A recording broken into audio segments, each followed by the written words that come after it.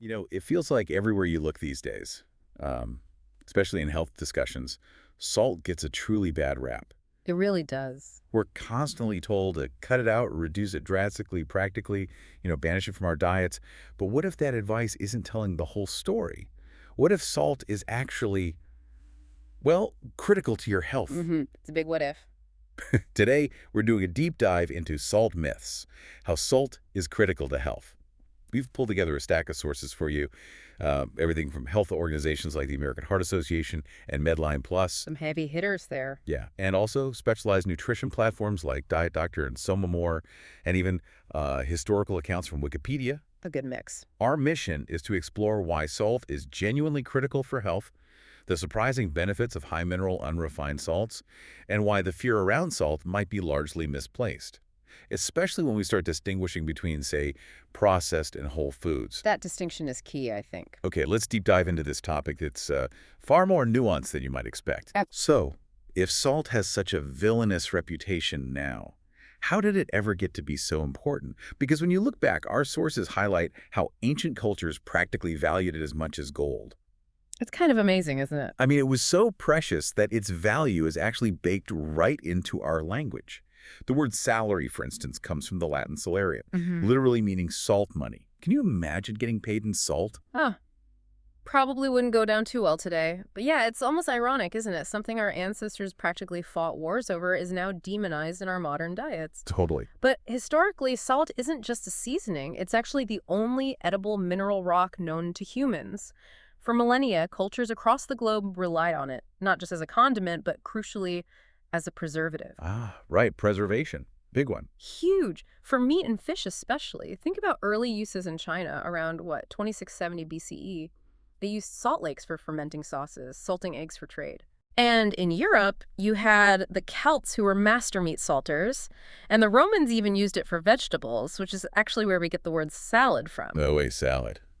From salt. Yep. It truly was integral to survival and commerce. That puts its modern vilification into such stark contrast, doesn't it? So, if it was once valued like gold, absolutely critical for survival, how did it become the health villain? Because the prevailing wisdom seems to be you absolutely have to eliminate sodium for good health. Is that really right? Well, that's the biggest myth we really need to bust right away. The truth, according to sources like the American Heart Association and Medline Plus, is that the sodium isn't just an extra, it's an absolutely essential nutrient. Essential. Okay. Yeah, your body needs it for several critical functions. It plays a vital role in controlling blood pressure, and it's absolutely necessary for proper nerve and muscle function. Nerves and muscles, okay. Right. It's part of a group of minerals called electrolytes. These are minerals that carry an electrical charge when they're dissolved in your body fluids, like blood and urine. Ah, electrolytes. I've heard that term. Exactly. And if we connect this to the bigger picture, sodium is fundamental to our very cellular hydration and metabolic balance. Electrolytes, and sodium specifically, help balance the amount of water in your body. So, hydration. Critical for hydration. They also maintain your acid base, or pH levels, carry nutrients into your cells, remove waste out of cells, and support proper muscle and nerve function. Plus, it's integral to keeping your heart rate stable and blood pressure regulated. Wow, that's a lot of critical jobs.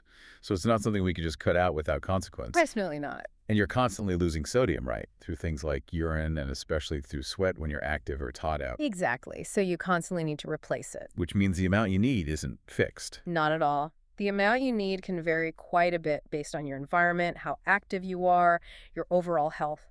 Think about how you feel after a really intense workout, especially in the heat.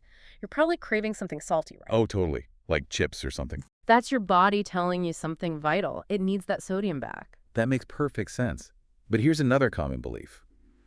I generally don't add salt to my food, so I don't consume too much sodium. Lots of people think if they don't pick up the salt shaker, they're basically in the clear. Yeah, that's a big misconception. But is that really where most of our sodium comes from? Not even close, usually. That's where the surprise comes in for many.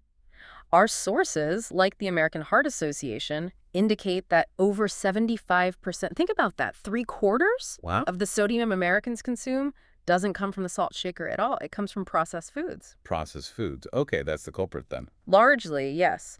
This really stresses the importance of checking nutritional labels because sodium is hidden in so many packaged items, canned soups, bread, even some breakfast cereals you wouldn't expect. Right, it's everywhere. And beyond food, it's also worth noting that some non-prescription medications can be surprisingly high in sodium.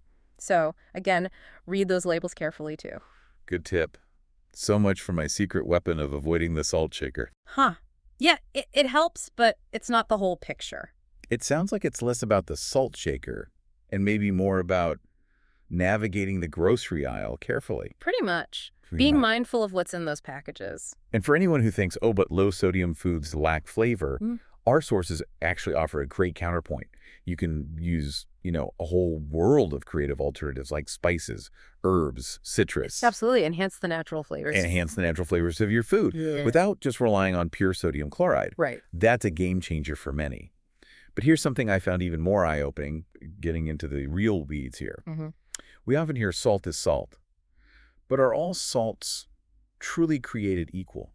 Or is there like a profound difference between the common refined stuff, the white table salt, and these integral unrefined varieties? Now that's where it gets really interesting. Yeah. Because our sources reveal a profound difference, a huge one, actually. The refinement processes for common table salt, stuff most people use, they actually strip away essential minerals and trace elements, minerals that are crucial for the human body's biochemical processes and overall mineral balance. They take stuff out. Exactly. Think about this compelling detail from Samamor. The mineral content of seawater, which is where integral salt comes from, is almost identical to the composition of minerals in our blood plasma, just, more diluted in plasma. Wow, seawater and blood plasma. Similar. Compositionally, yes, in terms of the mineral ratios. It's fascinating. So when you get integral sea salt, which is basically just dried by the sun. Simple process. Very simple. It's not just sodium chloride. It offers a robust profile of other vital minerals like magnesium chloride, magnesium sulfate, calcium sulfate, even potassium sulfate, calcium, other trace elements. So the whole package deal. It's a complex mineral package. These are elements crucial for your body's biochemistry that are often just gone from common table salt. Unfortunately, some regulations, like those in Spain, previously required like 97% sodium chloride for human consumption, even in salt labeled unrefined. That doesn't sound very unrefined. It's not ideal, right? Even an update to 94% still means there's potentially a missing 10% of those natural minerals compared to a true, naturally balanced integral salt. Other European countries, thankfully, don't have such strict limits on sodium chloride content, allowing for a more complete mineral profile. That makes so much sense. It's not just about the sodium chloride then. It's about the entire mineral complex, the synergy. Precisely. The whole is greater than the sum of its parts, maybe. And the sources, like Samamor, highlight that these integral sea salts offer significant benefits. Minimum processing, that rich array of additional minerals supporting electrolyte balance, nerve, muscle function. All those things we said sodium itself helps with, but now potentially supported by other minerals too. Right. Plus, they apparently offer a more complex, nuanced flavor profile.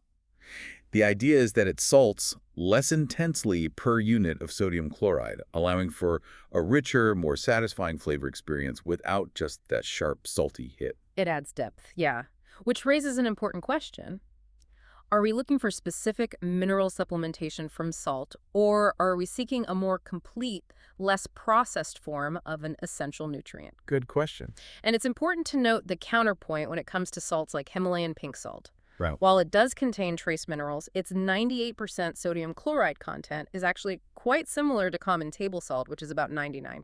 Oh, really? So not that different in terms of NaCl? Not dramatically. And according to Infographic, the amount of those other minerals you'd get, even if you ate the maximum recommended amount of salt per day, is actually insignificant in terms of contributing to your daily needs. Huh.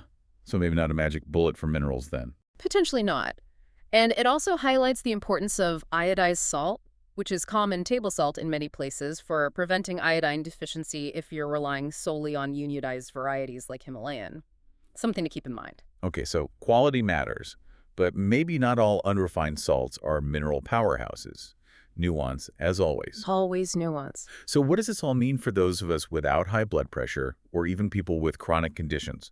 It really challenges that blanket recommendation for low-sodium diets for everyone, doesn't it? It absolutely does. The nuanced research from Diet Doctor is really interesting here. For healthy adults, systematic reviews and meta-analyses have found mixed or even inconclusive results about whether restricting salt actually benefits chronic disease risk. Mixed, so not a slam dunk either way. Not at all. Some comprehensive reviews, including a respected Cochrane review, found no benefit for salt restriction in people with normal blood pressure, or even on overall mortality. No benefit at all. Wow. And what's truly striking is an observational study called PURE.